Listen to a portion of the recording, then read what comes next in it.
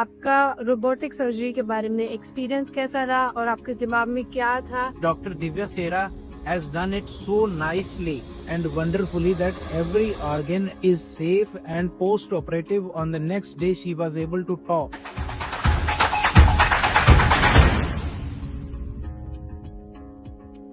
Hi everybody, आज मेरे साथ दो डॉक्टर्स हैं जो सिरसा से हैं and they have been very kind in sharing their experience with me.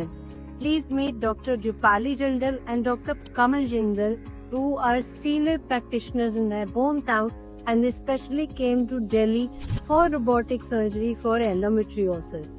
Doctor Rupali का एक्सपीरियंस एंडोमेट्रियोसिस की वजह से काफी साल रहा और इन्होंने पहले एक सर्जरी करवाई जिसकी जो सक्सेसफुल पार्शियली थी लेकिन उसमें कॉम्प्लिकेशन हुआ.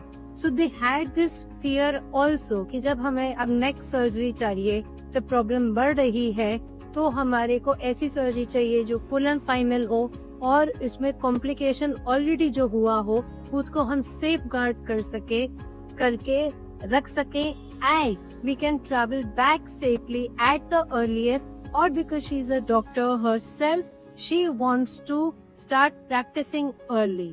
तो रूपाली जी, आप मुझे एक बार बताइए कि आपका रोबोटिक सर्जरी के बारे में एक्सपीरियंस कैसा रहा और आपके दिमाग में क्या था particularly related to your disease? Doctor Divya, I feel a lot of thanks कि आपने मेरी इतनी अच्छी सर्जरी की जो मैंने कभी सोचा भी नहीं था. बेसिकली क्या है कि मैं एंडोमेट्रियोसिस से काफी सालों से सफर कर रही हूँ. क्या सफरिंग की है? मतलब इट वाज वेरी पेनफुल और मेरी हर बार चॉकलेट सिस्ट बनती और हर बार उसको मेरे को रिमूव करवाना पड़ता. मेरा जो एक्सपीरियंस था कि मेरी सर्जरीज हमेशा ही कॉम्प्लिकेटेड रहे. तो एक बार तो मेरा पीजीआई में सर्जरी हुआ तो आई थिंक वो लाइगेट मेरा यूरेटर लाइगेटेड रह गया और उसके बाद एडिशंस भी इतने हो गए और उसके बाद मेरा एक साइड का किडनी जो है वो भी उसका फंक्शन कम हो गया.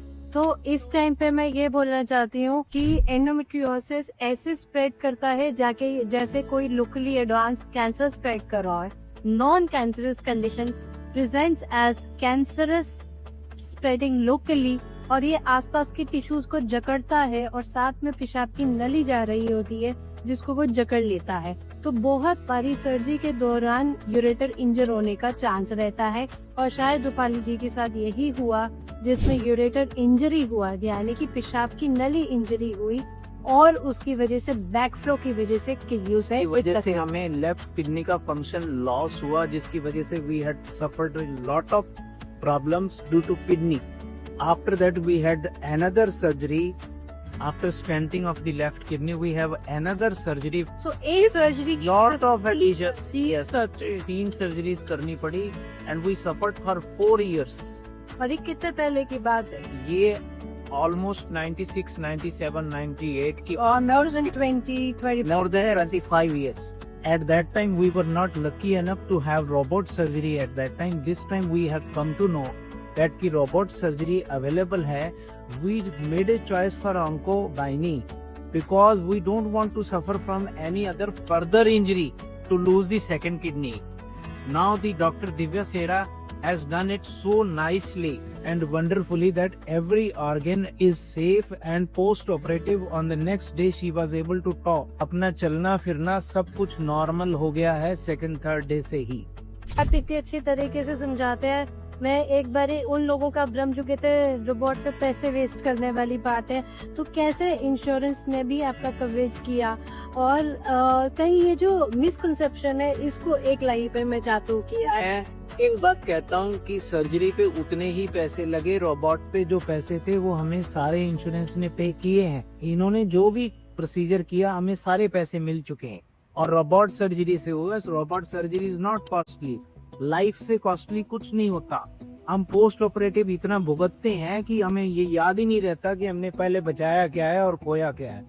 मैंने एक किडनी लूज की है, उस समय रोबोटिक खानी. Today we are lucky that have got a onco-gynae and that has been done wonderfully.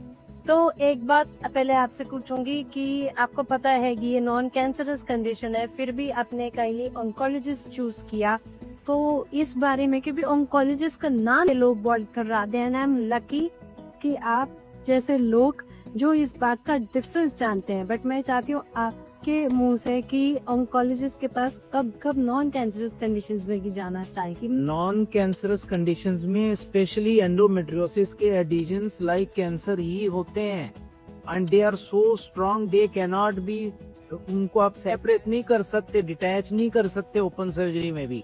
उसके लिए ऑन्को सर्जन चाहिए जो कि स्मॉलेस्ट लिम्फ नोड्स को भी डायसेक्ट कर सकते हैं। तो ऑन्को गायनी वाला जो कंसेप्ट है that should be adopted for all endometriosis cases because you can save the rest of the body tissue. इसमें टिश्यू डैमेज नहीं है, इसमें रिकवरी फास्ट है, ये इसका फायदा है। ये भी बिल्कुल we are arriving. I think Rupali ji आप कुछ कहना चाह रहे थे अभी। बस मैं तो ये कहना चाह रही थी कि मैं जब फर्स्ट डे मैंने प्लान किया कि मुझे सर्जरी करवानी ही पड़ेगी, तो मेरे को रोबोटिक सर्जरी का पता लगा, तो आई ऑप्टेड दैट कि मेरे दिमाग ने कहा it's a very complicated case in my case, तो अगर मेरे बहुत एडिशंस हुए तो रोबोटिक सर्जरी बहुत प्रिसाइज है, I must go for it. तो मुझे ये नहीं था कि कैंसर है तो मैं ऑन्कोलॉजिस्ट के पास जाऊंगी तभी होगा। मेरे को ये था कि व्हाटएवर इट इज मेरा सब अंदर से ठीक रहना चाहिए, so I must approach some oncologist gynaec so that I am better and post operative complications ना हो। For this purpose I opted Dr. Divya Singh। मेरे साथ ऐसा होता है कि जब पेशेंट मुझ पे कंप्लीट फेथ करता है तो शायद मेरी हाथों में वो एनर्जी रेप्लिकेट करती है and my hands perform in a cosmic level. So thank you doctor Kamal, doctor Pali. अरे ना, इनको बचाकर मेरी लाइफ भी बताई। we are happy families and we wish all our viewers a happy life and good health. So be aware and stay safe.